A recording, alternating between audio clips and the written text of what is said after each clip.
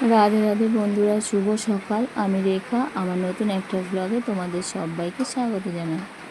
আজ হচ্ছে সোমবার আর এখন বাজে সকাল 7টা। আজকের ব্লগটা আমি এখন থেকেই শুরু করছি তোমাদের সবাইকে সাথে নিয়ে। আর আশা রাখছি তোমরা কিন্তু ভিডিওটার প্রথম থেকে শেষ পর্যন্ত দেখবে আর আমার পাশে থাকবে। আজ কিন্তু ঘুম থেকে উঠেই দেখছি বৃষ্টি, খুব বিরক্ত লাগছিল আর খুব রাগ হচ্ছিল বৃষ্টির ওপর।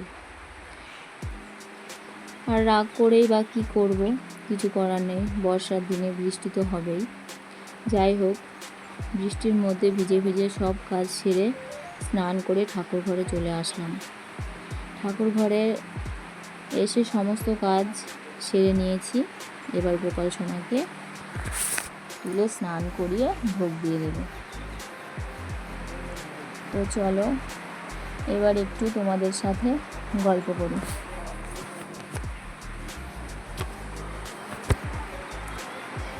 এই পৃথিবীতে, এই গোটা বিশ্বে তোমাকে কেউ ভালোবাসুক বা না বাসুক, তোমার মা বাবা, তোমার আত্মীয় স্বজন, তোমার পরিবার, তোমাকে তোমার প্রতিবেশীরা কেউ বাসুক ভালো বা না বাসুক, কিছু মনে করো না।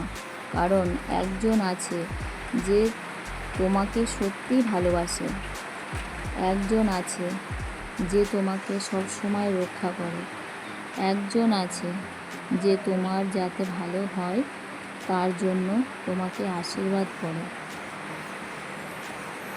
তোমার বন্ধু থাকুক বা না থাকুক, তোমার পরিবারের লোক তোমার পাশে থাকুক বা না থাকুক, ওই একজন তোমাকে সব সময় তার কৃপা দৃষ্টি দিয়ে তোমাকে ভালো রাখার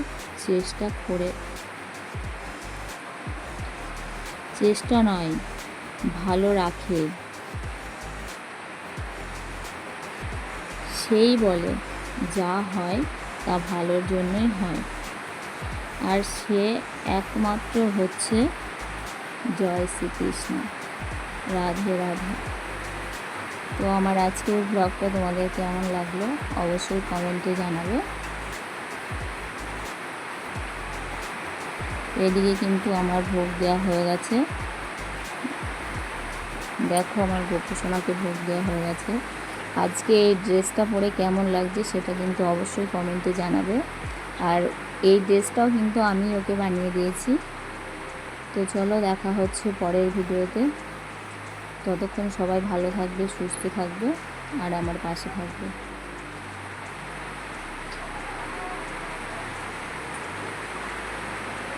তো এদিকে আমার মা শীতলাকে দেখে নাও।